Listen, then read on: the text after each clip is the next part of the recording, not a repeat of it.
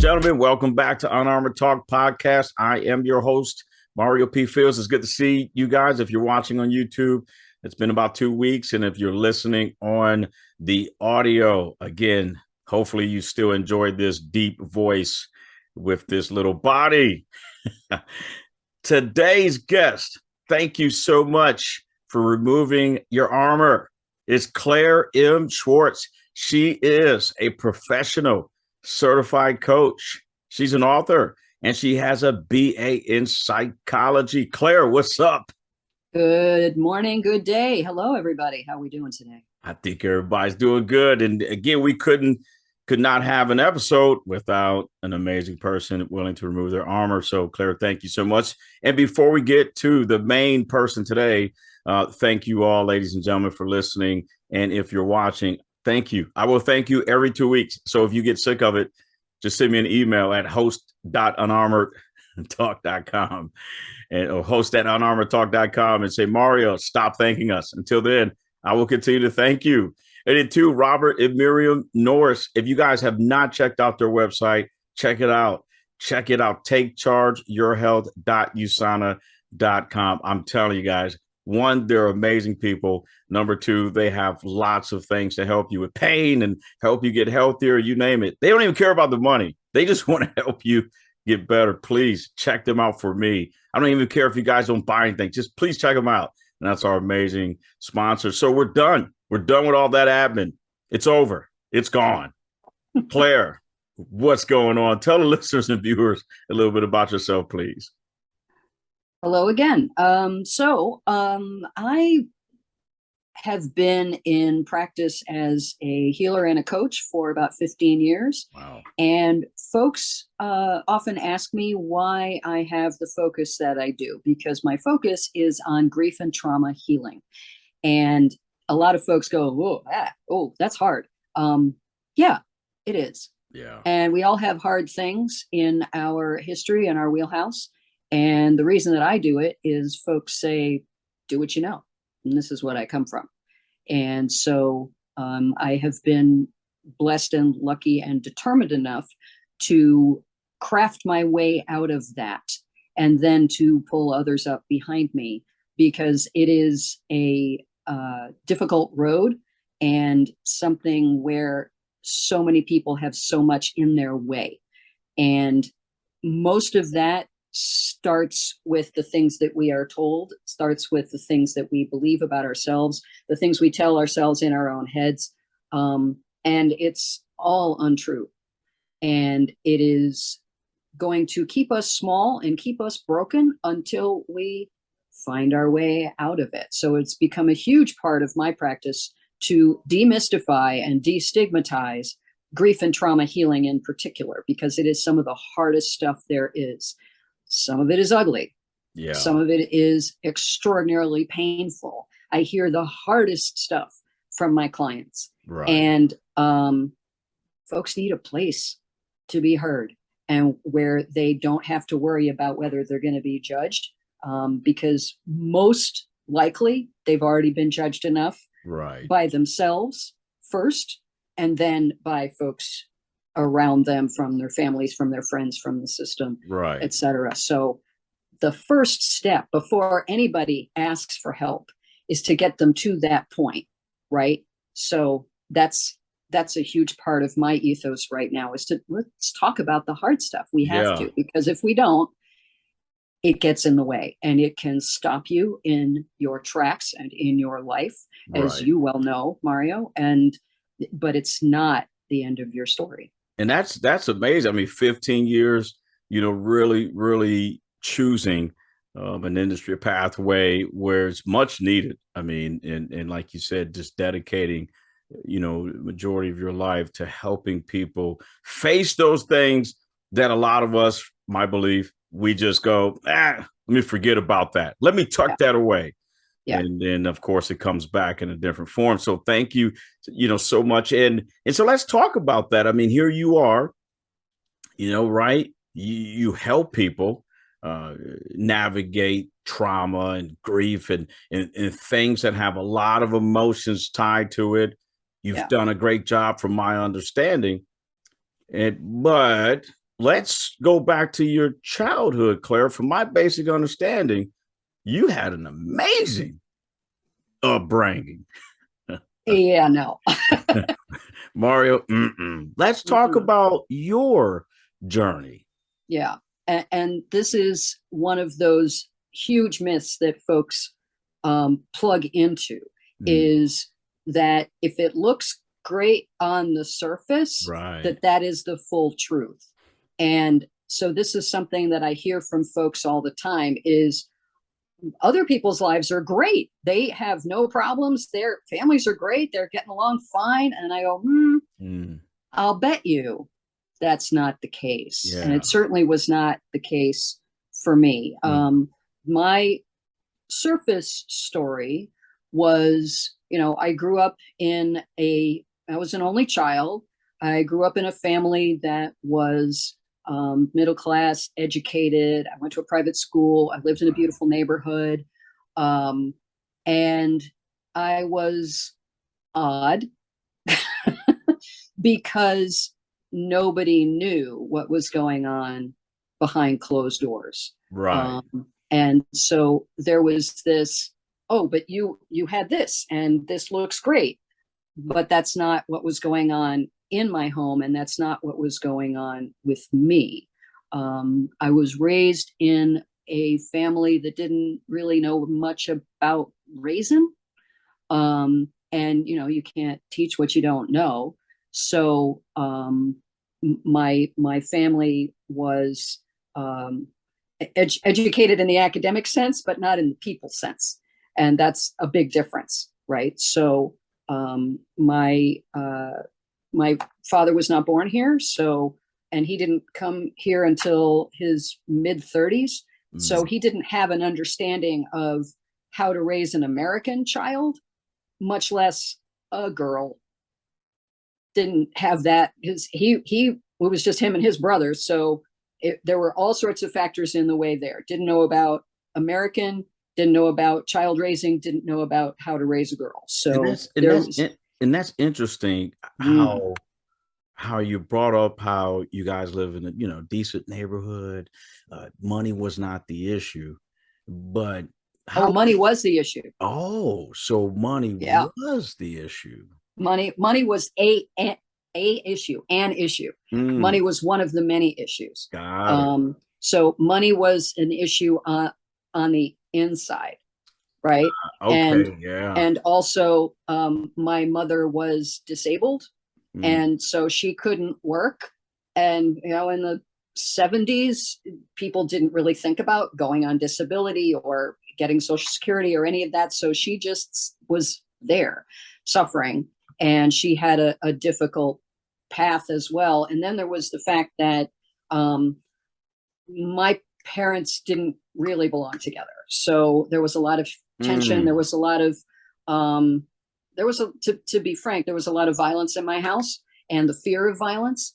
So And when you say violence, Claire, what do you mean?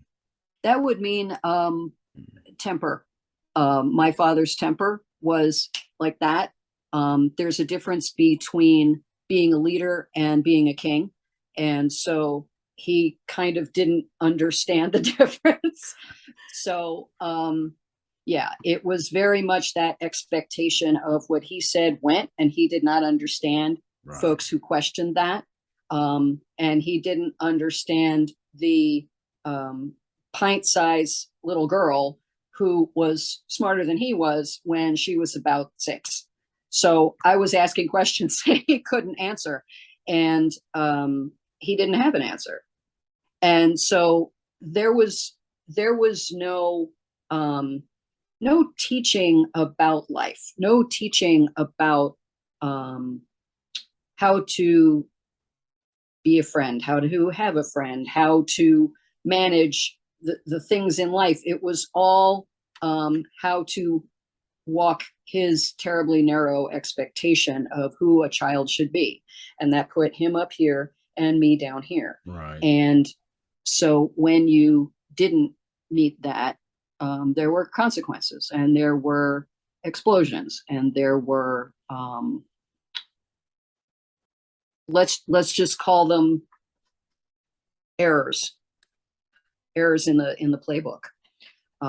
And so, it was very much not it when you're in an abusive situation, your task is to try to figure out how to keep the next plate from flying through the air. And here you So, are, and here you are as a child yeah, I'm trying a child trying to who is, navigate.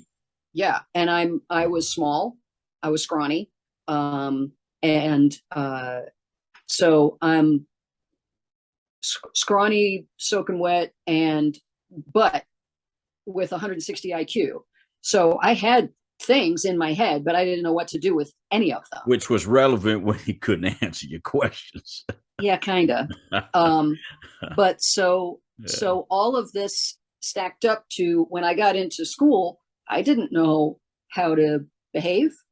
I was already traumatized from my first memory. My first memory, as an aware human being, Mm-hmm. is one of being laughed at and put down.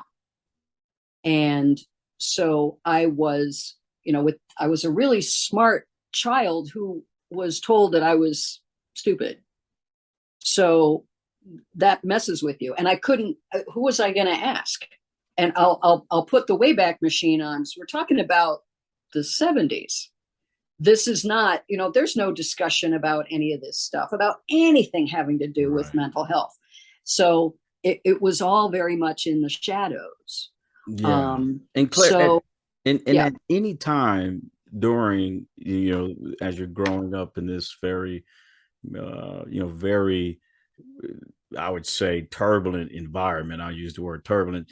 At any time when your dad was gone, did your mom ever take an opportunity to at least to try to provide you some positive reinforcement?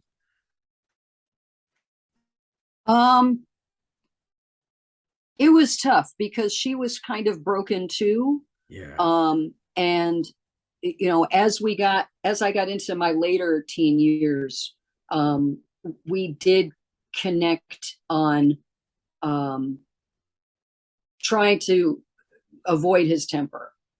And so, but mom didn't know what to do either because she had a very out of the ordinary childhood as well. She had uh,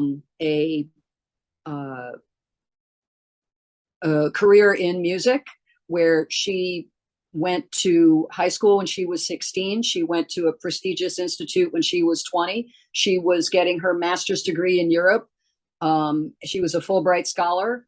But because she was a woman, she didn't have the career that she could have. Right. And so, Wow. so she had a very, and then once her back went out, she couldn't play anymore as a musician. So she couldn't play, she couldn't work. That's all she really knew how to do. Yeah. And she was in constant pain, bad doctors, bad family stuff, and that's a whole other story. Yeah. But so she didn't have a lot of outlets either. And so nobody really knew. She knew I was in trouble and she didn't know what to do. She was asking other people, what do I do about Claire? But I couldn't really, when you're a kid, you can't really communicate. Right. And that's why I'm glad you brought that up, because that was the question. I was like, wow, so Yeah. here you are in a house and mom, she has this opportunity to, okay, let me maybe give my daughter some positive reinforcement. But the thing is, she didn't have the skill set No. to do it. That's why she was kind of asking out folks outside, man. Yeah. Again, that's the outside view was because I went to a private school. I went to a private school for gifted kids, which you say, well, that's a great financial thing. Well, okay, but my family didn't pay for that. So, and so I'm surrounded by not just smart kids, but brilliant kids. And so I thought I was a failure because I could barely get 1,200 on my SATs. Jeez. And because my classmates got accepted to, 5 Ivy League schools, and I only went to the University of Michigan, poor me, right? But Which, by the way, I'm a Wolverine fan, well, there you go. and I'm Go from Wolverine. Michigan. Yes. So I like doing Unarmored Talk because we're learning each other, and I'm like, that's what I. Anyway, Yeah. so So I could have gotten into Yale, but I didn't even apply because my dad said, don't bother, we can't afford it. right, So I did, I believed him. So I only applied. I went to Michigan. It's the best school in the state. And because my grandfather went there, so I had a little legacy leg up. But clearly I wasn't stupid because I had a scholarship, 2 grants, and a loan. My first year, I didn't owe a dime. yeah, So, I had a free ride my freshman year because I was smart and we were poor. yeah. Yeah, And so now here we are. You're the only child. On the surface, it looks like you guys just a wonderful family, right? And yeah. you're the only child, very smart. And at what point during your, from birth to 18 years of age, before you went to the University of Michigan, go Wolverines, by the way, at what point did you realize when did you realize what love was and how it felt to be loved? I don't know the answer to that. Wow. That's Wow. I guess that's a very insightful question because it gets into what's going through my head is to love yourself is the most important relationship of our lives, right? Mm-hmm. And so that took probably until my 30s. Wow. And I was just sort of careening around. So what happens with trauma is you get developmentally stuck and you can't build on your previous development if your psyche is taken up with trying to survive. Right. All I was trying to do was there were all these things going around me where like, I don't understand this people thing because I hadn't figured it out and nobody had taught. I mean, I'll throw in a big bucket of gratitude to a lot of my teachers in my middle and high school years because they knew I was in trouble and they were the ones who started advising me and holding me up and building me up and sort of secretly getting me into some counseling because in the 80s it was a big, Claire's going to therapy. Why is she leaving the building? That was a big taboo. Right. And it's still a taboo in a lot of spaces and places. So speaking of the things that get in our way, but so the by the time I got to college, developmentally, I was probably about 8, maybe 9 or 10, emotionally speaking, in terms of my maturity level. Wow. So, and then once I was out of the house was when my parents' marriage finally imploded in a horrible and ugly fashion. Yeah. And they started to go through divorce proceedings, which got really terrible, which I was out. I was like, I'm going, I gotta leave. But they always said, we'll stay together for her. So we sort of got stuck in this maelstrom of conflict and fears and trauma and violence. And, I list out my history in terms of saying, what if I survived? It would be violence, abuse, rape, trauma, neglect. I left out cancer. So it's a long saga. So by the time I got out, I had all sorts of things in my head, and then watching my parents get divorced, which I didn't really know how ugly it was until I found the file that they both kept and read all of the notes. And that was horrible. And then, so they went through a divorce. My mother moved to the East Coast in 93, and by 95, she was gone. Mm. But because I hadn't had enough healing yet, hadn't found the right counselor, I blamed everything on her and not my father. That took years of counseling to really understand what was happening in my family. And so I wasn't speaking to my mother. I hadn't spoken to her in 2 years. Yeah. And then I got a phone call at midnight. I don't know how to tell you this, but your mother's passed away. And that nervous breakdown.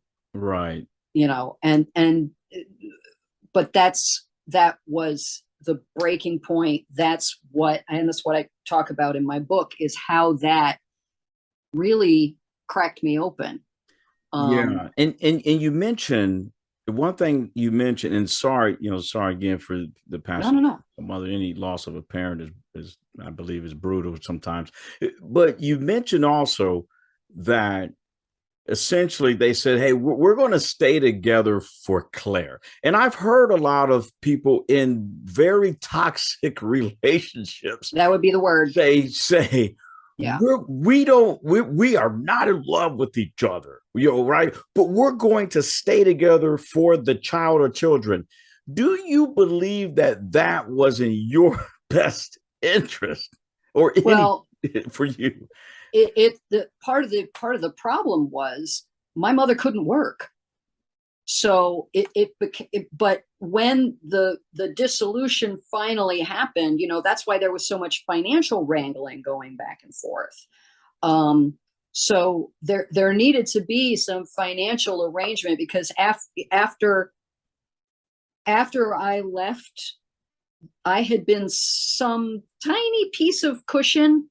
And once that was gone, it just imploded, and it got more violent and more accusations back and forth. Yeah, it was ugly. Do you believe that your childhood journey would have been a lot different if they would have separated and allowed you to be raised by your mother, or your father, and not both of them together? Would have been, I mean, of course it would have been different in the sense that not what it was, but different in terms of better. I don't know. I doubt it. Honestly, because there was nowhere for us to go, because my father was not that great at supporting us. Right. He was self-employed, but he didn't have that I'll do whatever it takes for my family saying. He didn't have that gear. I'm a provider. I'm going to provide for them. No, didn't have that. So we struggled and we scrambled in a house that we pretty much couldn't afford, never fixed up. And so my mother passed in 95. By 96, my father actually had quadruple bypass, and he almost died then. But it was that wake up call in the parking lot of the hospital where I knew two things. I got to get out of here, and I have to go to New York, and I have to try to make my own life there. Right.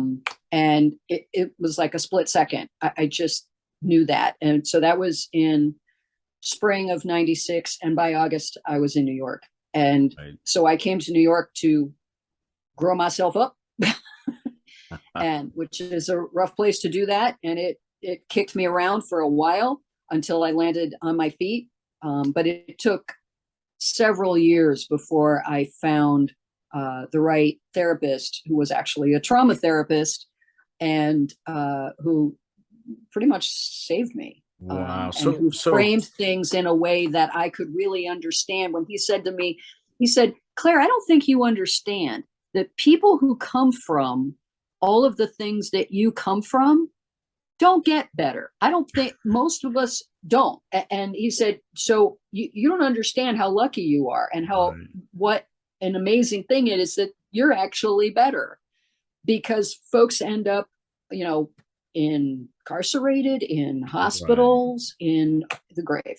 Wow. And I said, well, I tried all those things, and I don't, well, not the incarcerated part, but you know, did some stupid things. But I didn't do any of that. And I said, oh, so all that stuff was actually way worse than I thought. When you're in it, you don't see it.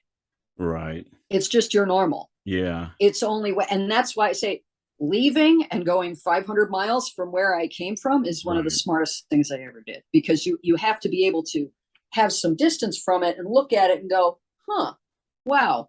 Well, I'm glad I'm here and not there. And That's one powerful thing is reflection. And now, now yeah, yeah, reflecting back on your, when I was being facetious at the beginning, but your childhood journey, if you looking back, if you had to give any advice to parents mm, right now that have children, or people who may be considering having children in the future, or people who may not even know they're going to have children and it happens, yeah. what would you tell them as far as the importance of their behavior and the impact on that child? Folks often have, and I don't work with minors, but it happens also with grown kids as well, where someone says, my kid, I don't know what's wrong with them. They can't manage. They're all messed up. And they sort of plop them in my lap and go, here, you fix them. Mm, And there's something wrong with the kid. And I go, well, there's a root to that. And especially if you're talking about a minor, is that these they don't just grow in that fashion. Kids respond to the environment that they're in. right. So, be able to turn the mirror on yourself, hold the mirror up to nature, as Shakespeare said, and being able to really go, okay, how can I own this process and contribute to their healing, as opposed to seeing as there's something wrong with them, right? It comes back to the thing that hopefully is growing now is, it's not what's wrong with you, it's what happened to you, what happened to your child, what happened to you on your journey is key to finding out how the healing happens. And so taking a look at your own journey is the most important thing that any of us can do before you get into any relationship. Is you have to clean out your own pot. Would you serve others from a dirty pot? Right. Right. And especially your children who they don't get a vote. And like you That's right. guys, and like you guys heard Claire said, she didn't get a vote. She was she's still smart. And she had questions at 6 years old where, dad couldn't answer. And, He had lots of factual but answers, but not stuff about yeah, humans, not human answers. right, And so I was trying to right, figure out, he knew some what, I wanted to know why. right, And that's the difference. Why is my kid this way? right. Not Not the what's intellect. wrong with them, but Right, what's the why? What are they responding to? And how can I, as a parent, behave myself differently, if you will, to contribute to their healing? Because most kids want and need that sense of self and safety and security in their world. That yeah, is not optional, right? absolutely, yeah, So that sense of belonging and that you're okay. And you ask, when did I love myself or feel love? That took a very, very, very long time. Very, yeah. very long No, time. well, Claire, I thank you so much for. I mean, I know you're busy saving the world. I just want to make your coffee as we go across the seas, but how can people? how can they find your book? How can we, find Uh, your book and follow you? It'll be in the show notes, but how can they find Claire M. Schwartz? my main website these days is Yeah. youcanhealyourgrief.com. And it's where my blog sits, it's where my book sits. Facebook, Instagram, all of that is linked in the show notes. My book, Putting Out the Fire, it says the first week of loss and beyond, but it's actually applicable to any point at the beginning of one's healing process. These are the things. This is the book that I wish I had when I was dealing with the loss of my mother, when I was too busy having a nervous breakdown. Yeah.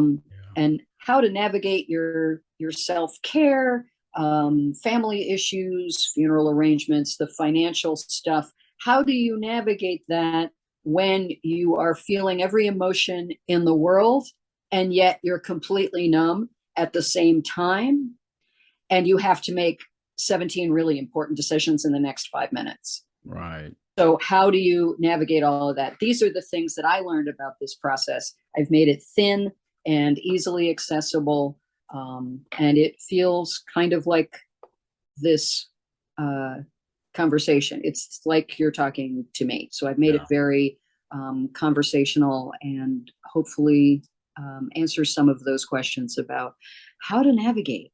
How do you Yeah. navigate? No, well, thank you so much. I mean, guys, ladies and gentlemen, you guys heard it from Claire.